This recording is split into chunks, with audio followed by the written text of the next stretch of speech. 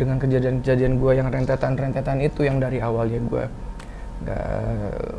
nggak dipercaya untuk bisa gue sembah lo jadi artis apa kayak gitu ngerti sampai terus dia temen sendiri yang udah kita sama-sama mulai dari nol terus akhirnya kamu salam ya buat mama gitu. Dia nggak tahu tuh kalau mama gue ada di sana gitu, dan gue juga nggak pernah cerita gitu karena gue nggak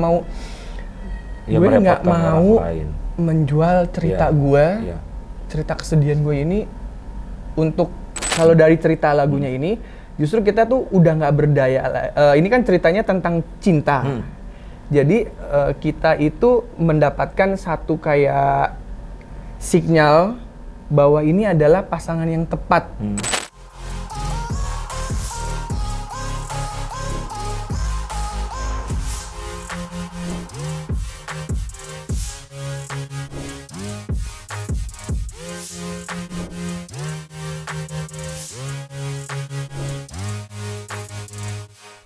Gue menyuruh dia diem aja. Oh, dia diem. Oke. Nanti ada momennya suaminya yang cerita ke dia.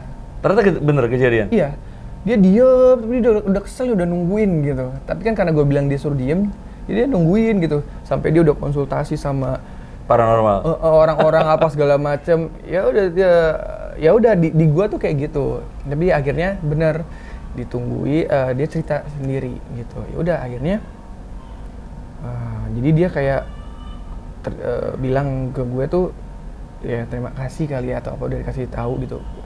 Dan akhirnya dia memutuskan untuk bercerai, kayak gitu. Dia menggugat itu suaminya. Nah cuman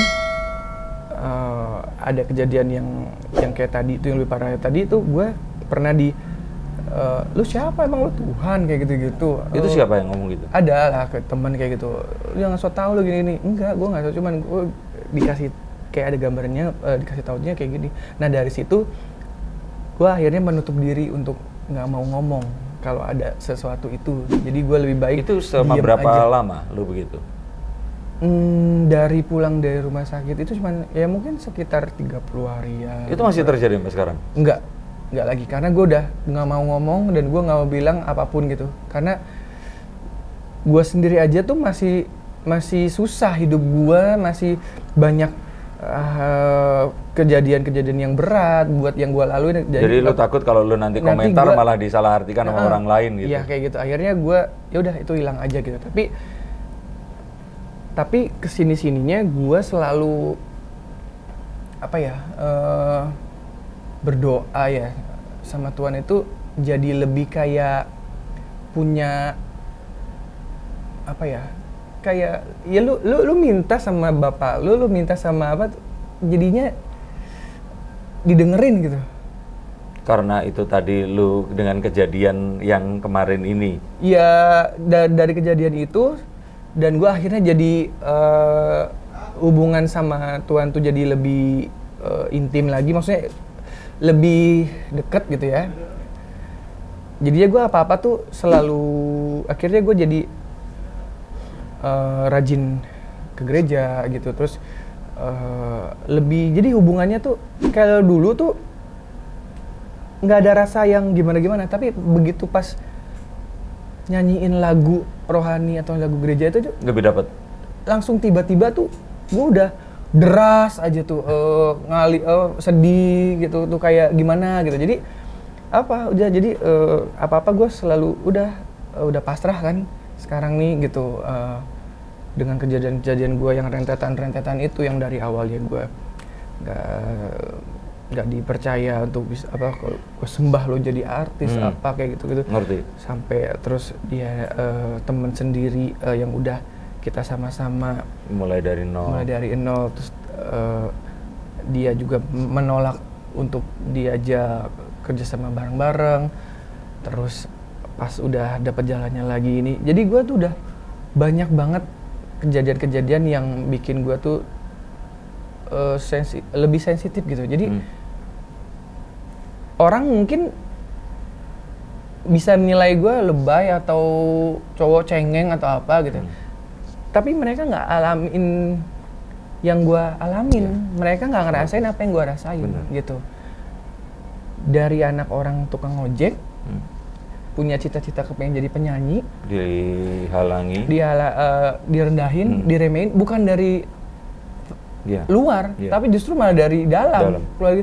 Kayak nggak mungkin gitu lo, ngapain sih kayak gitu lo. Makanya kalau lo bisa jadi, gue sembah gitu lo. Di keluarga kita tuh nggak ada yang jadi artis gitu, kayak gitu. Jadi selalu kayak gitu. Tapi sih kalau mama gue tuh selalu doain gitu. Nah sampai sekarang itulah gue masih penasaran, gue mau buktiin ya itu cuman buat mama aja gitu. Nah sekarang lagi posisi mama gue juga kan lagi sakit ya.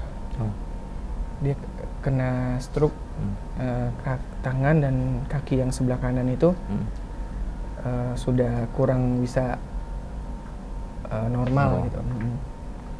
Nah itu yang gue kayak dapet, Tuhan ini apa lagi gitu. Udah deh kalau bisa saya udahan aja. Masa lu sempat mikir gitu? Iya, karena gue udah hilang kepercayaan diri. Kepercayaan diri itu kan ya karena kan lu mau dapat hope terus nggak jadi hope, nggak jadi lagi gitu. Jadi gue udah deh mendingan gue udahan, terus mungkin bener kali ya gue harus banyakin ngaca gitu ya, seperti yang mereka mau gitu. Bisa jangan sok, jangan belagu kayak gitu. Jadi terus tiba-tiba nyokap saya gini, gue kayak udah hilang harapan, udah hilang kepercayaan diri. Ya udah deh gitu. Sampai gue sempet kalau bisa saya udah nggak kuat itu Tuhan, ambil aja nyawa saya kayak gitu. Saya udah nggak kuat karena udah banyak banget peristiwa tuh yang nggak menghantam gitu. Tapi kata Tuhan tuh tunggu gitu, ada waktunya gitu. Ya udah gue cuman bertekun, gue cuman sabar gitu ya. Terus gue punya temen ya kan, namanya Eri gitu. Gue tuh cuman apa ya, udah pasrah tapi masih ada rasa sedikit kepingin gitu. Masih, masa sih gue gitu, Tuhan ini kan suara talenta ini Tuhan yang kasih. Dan itu nggak mungkin kebetulan. Buat apa?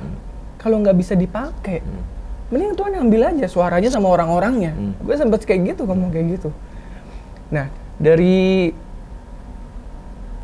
ngobrol-ngobrol sama Eri, bercanda awalnya. Ri, bantuin gue Ri, kalau lo punya temen atau siapa yang kira-kira bisa bantuin gue jadi investor, gue bilang gitu, untuk membiayain gue. Ya aset yang lo punya ini tadi. Tolong Lali gitu, nanti bagaimana program kerjanya, sharing benefitnya, profitnya, nanti bagi-bagi aja, kayak gitu. Oh gitu toh, oh ya udah. Dia bilang gitu, gue sih ada gitu, tapi gue nggak janji gitu. Nah, dia diomongin tuh. Nah saat itu gue juga ketemu sama orang ini, ya cuman sekedar main-main aja gitu. Gue diajak, kita karaoke, nyanyi-nyanyi, apa gitu-gitu. Dan itu juga, lu nggak menyangka? Dia juga nggak, awalnya juga nggak ada, belum ada feeling ya, belum ada feeling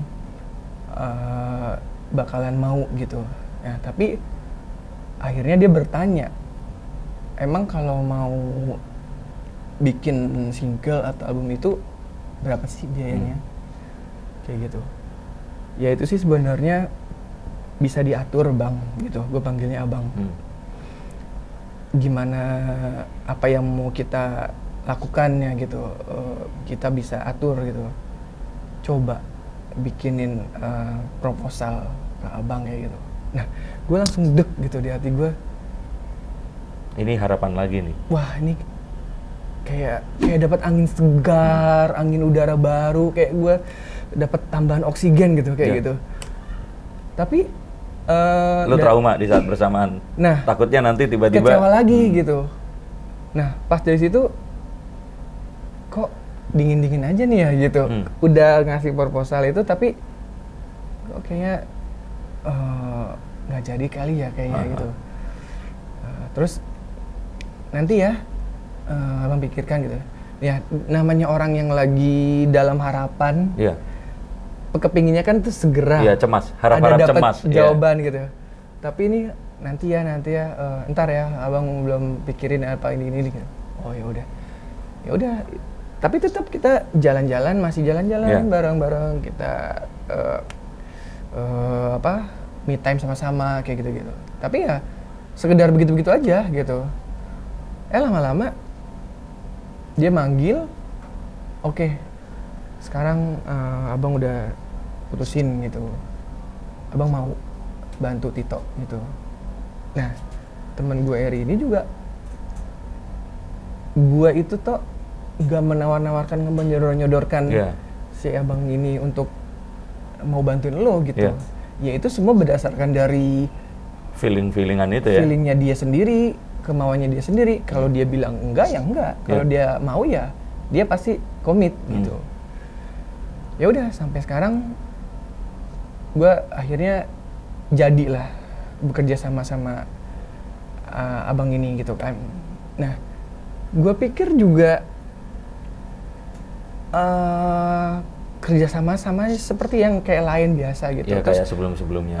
Gitu. Ya udah dia bos, ya gue staffnya atau karyawannya atau di artisnya sekedar gitu. Tapi makin kesini hubungannya justru malah jadi kayak saudara, ngerti nggak? Yang nggak gue dapetin dari saudara gue sendiri gitu, justru malah dari orang lain jadi saudara banget sama gue gitu. Dan dia care gitu sama gue, apa yang gue butuhkan, apa yang gue perlukan tanpa gue utarakan, dia udah kayak tahu gitu. Semacam itu gitu. Makanya waktu itu gue berdoa ya sama gue kan punya kerinduan kepingin ketemu sama mama gue gitu. Gue udah lama banget nggak ketemu sama dia gitu. Karena? Ya karena kan dia posisinya di Pulau Samosir. Oh. Gue di Bekasi. Oke. Untuk kesana itu biayanya mahal. Oke. Gitu kan. Dan saat ini gue tuh ya bener-bener nggak berdaya gitu. Karena job nyanyi nggak ada karena pandemi ini, ya kan. Terus ya gue kan dapat income itu ya dari gue nyanyi kan. Tapi karena nggak ada nyanyi ya gue nggak dapat pemasukan gitu. Tapi gue ada usaha kecil-kecilan, tapi itu juga nggak cukup gitu. Tapi gue punya kerinduan banget, kepingin ketemu mama gue gitu. Karena apalagi posisi dia lagi sakit gitu. Gue pengen tahu keadaannya gitu. Gue pengen tahu dia tuh gimana gitu, bisa melewati hari-harinya gitu. Ya gue cuma berdoa sama Tuhan, saya kepingin ketemu sama mama saya gitu, tapi saya nggak punya uang. Bilang gitu, tolong Tuhan kasih saya rezeki sedikit aja gitu. Ini kejadiannya waktu itu ya? Ya baru-baru ini. Terus si abang ini juga apa ya? Gue tuh kalau ngomongin sama gue jadi emosional gitu, karena sedih gitu. Akhirnya, Tok, kamu salam ya buat mama gitu. Ya, dia nggak tahu tuh kalau mama gue ada di sana gitu. Dan gue juga nggak pernah cerita gitu, karena gue nggak mau, gue nggak mau menjual cerita gue, cerita kesedihan gue ini untuk manfaat yang lain-lain gitu. Gue nggak mau kayak gitu. Gue lebih ke karya gue aja udah kayak gitu. Jadi itu gue tanamin sendiri kayak gitu dia di prinsip hidup gue gitu. Tapi tiba-tiba dia tuh selalu nanyain mama gue gitu. Dia selalu salamin sama mama. Pas dia ngomong kayak gitu, gue tuh langsung di dada gue tuh langsung dus gitu. Gue aja belum ketemu sama dia, dan gue tuh kepengen banget ketemu sama dia tuh nggak bisa gitu. Terus tapi dia nanyain, dia kirim salam, gue mau jawabnya apa gitu. Ya akhirnya gue cerita lah, tapi gue nggak cerita kalau dia sakit, dia apa gitu, enggak. Sekedar cerita biasa. Bang, itu mau cerita gitu, kalau abang kemarin salam sama mama itu, mama tuh nggak di sini gitu. Mama itu ada di Pulau Samosir gitu. Oh, Samosir gitu. Terus mama sekarang lagi kurang sehat, dia sakit apa atau gitu, sakit stroke, kaki sama tangan kanannya tuh sudah kurang berfungsi gitu. Ya udah, cuman cerita kayak gitu doang. Terus besoknya, Tok, kamu nanti kalau ada waktu tengok mamanya ya. Iya bang, siap. Ya gue mah emang pasti mau ke sana gitu. Cuman kan gue harus berjuang dulu, gue harus nabung dulu gitu. Nanti ya, kalau nanti project ini udah selesai, terus usaha abang nanti berjalan gini, nanti Tito berangkat ke mama. Tapi nanti tunggu pekerjaan Tito yang di sini udah selesai dulu. Yeah. Itu dia ngomong kayak gitu tuh gue juga kayak, enggak, iya dia bilangnya nanti tenang aja, biayanya abang bantu. Oh dia ngomong gitu? Iya. Itu gue langsung gak bisa tidur, nangis, sedih. Tuhan, terima kasih gitu. Walaupun dia baru cuma ngomong kayak gitu doang ya, belum terrealisasi gitu. Tapi dia udah ngomong kayak gitu, gue udah kayak dapet, aduh, akhirnya yang gue cita-citain gitu. Gue kepengen ketemu, akhirnya bisa nih gitu. Nah udah, akhirnya kan karena project ini gue harus syuting buat video klip, gue harus selesain semuanya. Sekarang udah selesai, udah rilis, baru tuh abang, udah kamu pergi tengok mama, minta doa, minta restu sebelum ini singlenya dirilis gitu. Iya gue sedihnya, terharunya sama Bang Denny ini, kok dia mikirin gue sampai segitunya gitu, padahal siapa dia gitu. Gue baru kenal dalam hitungan berapa hari atau berapa minggu gitu. Tapi dia udah peduliin gue sama mama gue gitu. Gitu. Walaupun gue cowok, tapi gue bisa sedih gara-gara ya itu karena pengalaman hidup gue tuh yang di belakang itu tuh yang nggak orang alamin gitu. Nah akhirnya tanpa ngomong apa lagi, macam-macam lagi, udah dia langsung kirimin biayanya, gitu. Dan itu gue nggak nyenggol, nggak nanya-nanyain, dia yang malah, ntar ya, abang ini ya, tunggu ini abang ini ya, iya, oh iya bang makasih. Udah gue juga nggak mau berharap yang gimana-gimana lagi, takutnya, ya kan takutnya nanti nggak kejadian gue kecewa. Tapi akhirnya kejadian terus lu berangkat? Akhirnya kejadian gue berangkat lah. Ya itu pas nggak disangka-sangka dan di waktu gue nggak duga-duga, tiba-tiba langsung ini kamu berangkat gitu. Ya udah hari itu gue langsung cari tiket, gue langsung berangkat.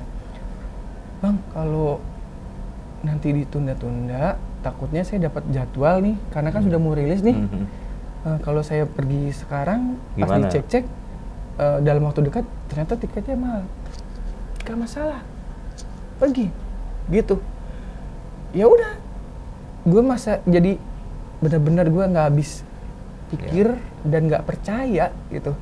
Dia udah bantuin gue bikin project single ini, terus dia kayak kasih apa ya, bonus atau reward yang lain lagi gitu untuk gue gitu, untuk ketemu sama nyokap gue itu. Ya udah akhirnya gue ketemu, terus gue ucapin terima kasih banyak sama Bang Denny ini. Jadi gue kayak udah buat gue ya saat ini ya dia keluarga gue yang paling deket kali ya. Gue ngerasanya kayak gitu karena keluarga gue sendiri tuh malah jadi jauh sama gue gitu. Ya udah akhirnya gue udah berangkat, gue udah ketemu, gue bilang gitu, Tito bisa kesini tuh karena ya abang ini gitu. Kalau Tito saat ini mah belum mampu gitu. Tapi ya udah akhirnya ya udah kita berdoa sama-sama. Ya terus nyokap gue tuh, gue juga nggak kebayang ternyata sampai di sana gue itu dikasih doanya tuh bukan sekedar doa-doa biasa gitu, tapi gue kayak dibikin seremoni gitu, ya upacara lah ya. Iya, selamatan kalau wong Jawa bilang. Iya dari adat Batak gitu ya. Tiba-tiba gue udah disiapin makanan. Itu ada ikan, satu ikan tuh ukuran 3 kilo, itu khusus buat gue. gue harus makan di tempat itu. Sama ya kalau gue kan orang Batak ini biasa ya makan babi. Nah tapi mereka di sana bela-belain, sebenarnya kan buat gue doang bisa kali. Betul. Beli sekilo 2 kilo aja udah cukup. Gitu. 1 ekor. Akhirnya ya dia nggak beli ekor yang gede, dia nyiapin 1 ekor babi untuk kedatangan gue gitu, untuk ya saking dia senengnya juga gue bisa datang ketemu sama dia. Ya udah, jadi ritualnya di adat itu di piring ini gue harus suapin mama gue sebanyak 3 kali dari tangan gue ke mulutnya dia. Sebelum gue suapin, gue ngomong apa yang mau gue omongin, apa yang gue minta. Ya itu kan gue minta didoain supaya single ini sukses, dan kalau doain Tito juga kalau nanti Tito sukses, Tito bisa bahagiain mama gitu ya. Nah, udah gue suapin dia 3 kali, dia harus makan. Begitu sebaliknya lagi, dia nyuapin gue lagi gitu. 3 kali juga gue harus makan gitu. Ya udah, habis itu gue langsung diulosin sama kain Batak gitu ya. Ya itulah, kain ulos itu tanda doa restunya dari dia. Yang itu yang harus gue bawa kemana-mana. Nah makanya sekarang nama gue adalah Tito Tangguh. Karena itu bukan sekedar nama-nama gaya-gayaan, tapi itu emang bener-bener nama real name gue, Tito Hitler Tetap Tangguh.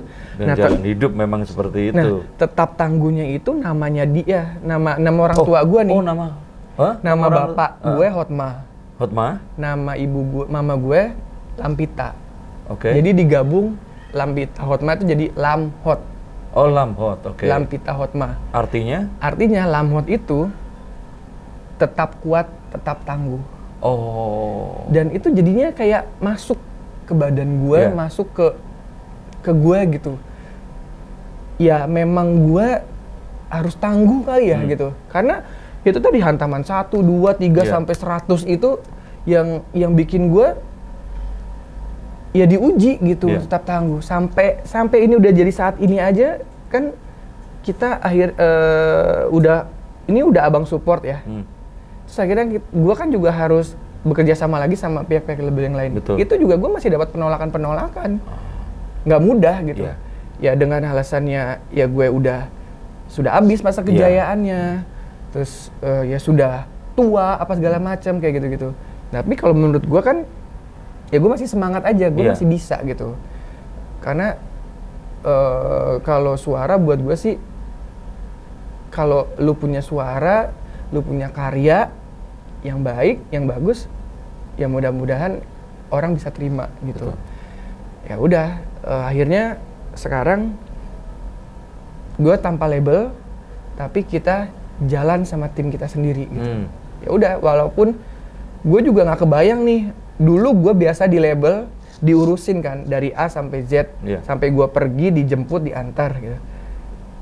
Terus masalah yang lain-lainnya tuh udah dibantu dari sosial media, dari pokoknya udah ada tim kreatif bikin konten apa bla bla bla. Nah sekarang gue nggak punya fasilitas itu kan. Ini perjuangannya masih berat gitu. Tapi ya udah, manajer gue bilang kita jalanin aja ya mas, pelan-pelan gitu. Ya dia bilang Bismillah, ya gue bilang puji Tuhan, mudah-mudahan ya udah. Ya gue sampai sekarang percaya sama Tuhan aja. Dan apa yang udah gue ucapin sama Tuhan, apa yang udah gue minta sama Tuhan, semua satu-satu udah terrealisasi.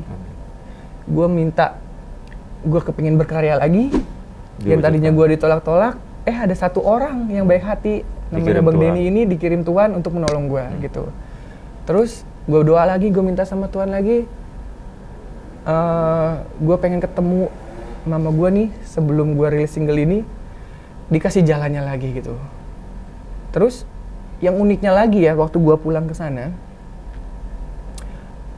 gue harus dari Pulau Samosir itu untuk menuju ke Bandara Silangit itu kan panjang juga. Iya. Jadi gue harus ke pelabuhan dulu. Baru dari pelabuhan itu harus ada naik lagi transportasi. Bisa naik mobil travel atau motor lah. Nah, Tapi waktu itu dibilangnya gue tuh harus jam 8 tuh udah harus keluar, udah harus berangkat karena kapal yang di sana itu jam 8 sama jam 10. Tapi mama gue tuh kan masih kangen sama gue. Ntar dulu gitu, dia ngomongnya kan susah. Ya udahlah, ntar deh. Yaudah, gue sambil lihat, yaudah ntar.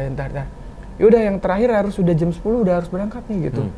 Karena nanti nggak ada lagi kapal yang bersandar di situ gitu. Karena kan gue harus ngejar waktu. Tiket pesawat itu jam 2 gitu. Minimal di bandara Silangit itu gue harus jam 2 atau jam 1 sudah di itu. Ya, ya udahlah, iya ntar. Akhirnya udah nggak bisa, itu harus berangkat ini Mak gitu. Sama kata keluarga yang lain gitu. Ya udah akhirnya gue berangkat. Nah, di situ tuh berangkat kapal jamnya 10 harus nunggu lagi 2 jam bareng-bareng gitu kan. Ya, itu yang makan waktu itu di situ gitu. Ya udah sampai di sana nanti ada naik kendaraan ini kan gue juga pertama kali gitu. Jadi gue belum tahu tuh arus medannya bagaimana, transportasinya apa-apa. Jadi gue pikir kayak kita di Jakarta aja, sampai di situ tuh kita bisa pesen Grab atau Gojek kayak gitu kan. Ternyata di sana nggak ada kendaraan satupun. Terus yang terjadi? Gue kebingungan kan, sementara ini udah hampir jam 12 lewat. Iya, dan itu artinya telat kan?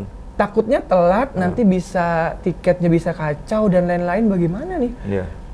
Gue ngomong nih, gue minta tolong nih sama orang yang ada di situ, yang di kapal tuh awak kapalnya itu. Lai, saya mau pulang nih ke Jakarta, saya harus ke bandara Silangit. Tiket saya tuh boardingnya tuh jam 2 gitu, sekarang udah mau 12:30 gitu ya. Di sini nggak ada kendaraan, naik apa ya gitu. Dia kebingungan juga tuh, mau nolong gue juga bingung nggak ada kendaraan. Tapi ada satu orang yang di kapal itu, orang yang baik hati juga yang nolong gue. Dia ternyata di situ tuh posisinya dia bawa motor, dia tujuannya mau ke Bali G. Oke. Nah, ke Bali G itu melewati bandara Silangit ini. Gue tahu Bali G ya. Iya. Gue nggak ngomong sama dia, gue nggak minta tolong sama dia, gue lagi ngomong sama orang yang lain itu tadi. Sama orang kapal ini. Tiba-tiba? Gitu. Dia mendengar percakapan gue ini. Lai mau ke Bandara Silangit, dia nggak menghampiri gue. Lai mau ke Bandara Silangit, udah sama saya aja gitu. Naik motor itu. Lu nggak curiga ntar di? Itu dia. Kalau di Jakarta kan orang kayak gini kan kita orang baik itu harap-harap cemas juga ya. Gue worry juga. Ini orang bener apa orang jahat gitu kan? Orang Jakarta ya kan? Cara gue orang Jakarta macam gitu. Dipikir mereka atau dia ntar takutnya apa-apa gitu. Gue juga nggak tahu itu jalan. Diantar. Akhirnya yaudah gue beranikan diri. Di hati gue nih, dia Batak, gue juga Batak. Udah gue tunjukin aja Batak gue juga gitu. Oh iya Lai maganya apa Lai gitu. Siregar gitu. Oh ya, saya utas Lai salam dia. Pergilah gue sama dia naik motor. Di motor itu cerita bla bla bla bla bla. Akhirnya sampai di bandara itu. Silangit. Inilah bandara Silangitnya lagi nih. Nah, gue lupa tanya nama dia atau nomor telepon atau paling nggak kita foto sama sama dia. Maksudnya buat ya kenang-kenangan, buat cerita hidup gue juga gitu. Terus gue udah siapin uang buat gantiin ongkos bensinnya dia itu gitu. Justru malah dia nggak mau. Gue udah paksa-paksa, enggak lah, udah nggak usah. Udah orang kita ini kok gini sama sejarah kok, orang saya juga kita ini. Dia langsung bles, tancap, pergi. Gue bilang, Tuhan terima kasih gitu. Saya ditolongin lagi gitu. Padahal gue udah worry gitu, gue udah ngeri. Perjalanannya itu liku-liku di tengah-tengah itu. Iya, gue tahu kan itu udah ke danau, udah ke jurang gitu. Kalau gue dihabisin di situ, kelar dah gue deh gitu. Ya paling nggak gue punya handphone, gue punya uang apa segala macam itu bisa buat gitu. Tapi dia nggak gitu. Dan gue nyeselnya gue nggak tanya nama dia. Tapi semoga dia nonton. Mudah-mudahan dia nonton. Itu bisa jadi apa ya? Ya itu gue semuanya gue udah berdoa sama Tuhan. Tapi Tuhan tuh udah sediain buat gue. Jadi makin kesini tuh gue makin percaya Tuhan tuh ternyata ada buat gue gitu. Gue berkali-kali dikasih mukjizat sama Tuhan gitu. Jadi gue mau pakai hidup gue ini, yang sisa-sisa hidup gue ini, maksudnya gue mau berbuat baik pada siapa aja. Dan dengan gue sekarang menyatakan gue bukan Tito Cilapap, maksudnya dalam artian gue bukannya mengecilkan Cilapop ini enggak. Enggak ya, Cilapop saat itu. Ya, tapi yang membuat lu hidup sampai sekarang adalah ketangguhan itu tadi. Doa jadi gue mau tadi. Membawa nama gue sekarang Tito Tangguh ini, yaitu dari doa kedua orang tua gitu. Jadi dimanapun gue berdiri, dimanapun gue melangkah, itu udah ada doa restu sama orang tua gue itu. Lamhot itu, tetap tangguh itu. Karena nama orang tua pun adalah doa dari opung lu juga kan? Iya, gitu. Oh enggak, justru ini nama dari mereka. Orang tua gue sendiri. Gabungan nama dua orang tua lu kan? Nah, nama orang tua lu kan dari opung lu. Iya, bener sih. Dan itu adalah doa juga. Iya. Nah, jadi lu punya doa nama orang tua lu di nama lu, makanya lu bisa setangguh ini. Iya, mudah-mudahan perjalanan gue setelah ini, gue udah minta lagi sama Tuhan gitu ya. Tuhan jangan dikasih yang berat-berat lagi gitu. Udah, saya kepingin nikmatin kayak teman-teman penyanyi yang lain gitu, mau berhasil, mau sukses gitu. Kalau bisa jangan, kan Tito ini cuman punya satu single hitsnya tuh yang orang tahu, Ku Benci Kau Dengan Cintaku aja. Cuman satu, walaupun gue pernah membuat recycle atau membuat menyanyikan single-single lagi yang lain, tapi itu belum seterkenal kayak Ku Benci Kau Dengan Cintaku. Dulu waktu gue masih dikenal dengan Tito Cilapop itu kan yang ngefans sama gue itu masih ABG. Ya, sekarang udah jadi ibu-ibu. Nah sekarang udah jadi ibu-ibu atau bapak-bapak gitu. Apakah dia masih antusias sama gue seperti dulu atau enggak, kan gue belum tahu nih. Tapi gue sih berharap lagu ini tuh bisa dinikmatin buat orang yang dulu sampai sekarang gitu. Karena emang nih lagu ini maknanya tak berdayanya di sini tuh bukan tak berdaya yang negatif. Maksudnya bener-bener lu nggak berdaya yang justru ya berserah kan, agar lu mendapatkan sesuatu yang. Kalau dari cerita lagunya ini justru kita tuh udah nggak berdaya. Ini kan ceritanya tentang cinta. Jadi kita itu mendapatkan satu kayak sinyal bahwa ini adalah pasangan yang tepat buat kita gitu.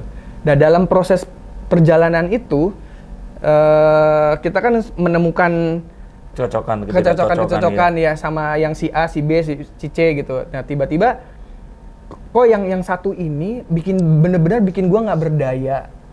Nggak berdayanya udah nggak bisa berpikir udah nggak bisa ke yang lain-lain lagi, udah khusus ke dia aja gitu. Jadi nggak berdayanya tuh udah gue demi dia, gue udah tinggalin yang semuanya, yang lain-lainnya, dan dia yang membuat gue semakin hari semakin cinta, karena dia juga yang semakin hari semakin bikin gue tuh semakin mendalam, pengen menjaga dia gitu. Jadi bener-bener udah nggak berdaya lagi untuk cari-cari yang lain lagi. Ya wes, untuk langsung mendengarkan, kita kasih cuplikannya berikut ini. Aku tak berdaya saat kau memandang. Semakin hari semakin saja aku pun tak berdaya.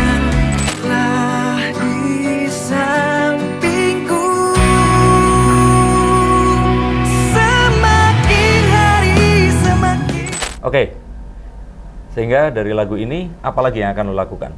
Lagu berikutnya lagi, digenepin sampai jadi album? Amin. Gue sih harapannya nggak muluk-muluk ya. Gue kepingin lagu ini pertama bisa dikenal banyak orang, bisa diterima, dan itu bisa menjadi list dari Tito gitu. Tito tuh punya hits single itu nggak cuma satu, tapi ada 2 sekarang ini. Tapi gue kepingin berharap abis yang ini gue mau berbuat lagi, berkarya lagi, mudah-mudahan tuh masih dapat respon yang baik sama masyarakat Indonesia maupun yang ada di mancanegara misalnya. Kan gue harus bercita-cita ya setinggi-tingginya ya kan gitu. Pasti. Jadi ya udah harapannya ya itulah pelan-pelan tapi harus goalnya dapet gitu. Amin. Sukses terus buat Tito, bukan Cilapop, Tito Tangguh. Iya. Dan Titonya sekarang nggak TITO. THI? THITO. THITO Tangguh. Tito Rebrand. Tangguh. Oke. Pokoknya dukung terus Tito Tangguh dan dengarkan. Ada di channel lu atau di mana ini berarti kalau sekarang? Rencananya video klipnya ada di channel Tito Kapan Tangguh. Sekarang masih diurus-urus. Tapi kalau lagunya sudah bisa dinikmati di platform digital udah ada. Yang baru gua dapat info nih baru dari Spotify. Yang lainnya nanti menyusul. Silakan dikirimkan ke yang terkasih. Yes. Siapa tahu itu adalah lagu yang akan menemukan kalian dengan jodoh kalian. Iya, kalau yang nonton nanti video klipnya pasti bakalan kebawa deh sama suasananya.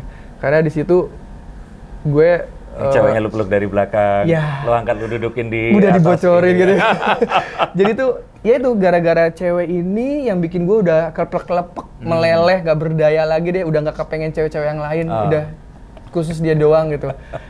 The one and only gitu ya kan. Akhirnya ya itu ya udah lu bisa jadi melakukan dari hal-hal yang cuman bercandaan sampai hal-hal yang gila itu sama dia kayak gitu. Mudah-mudahan itu pengalaman iya dong, yang nonton juga kayak gitu gitu ya kan. Oh iya, ntar dan lu bisa melakukan hal kegilaan itu di mana aja. Bisa di dapur, bisa di mobil. Maksudnya ya itu kan karena kita udah jadi pasangan yang sah ya, berarti kayak gitu. Jadi pokoknya tonton terus video klipnya. Amin. Salam buat keluarga, salam buat nyokap. Semoga lekas sehat kembali. Terima kasih. Dan salam buat keluarga kalian juga. Tetap dengarkan, saksikan klipnya dan dukung terus Tito Tangguh. Sampai jumpa dan salam.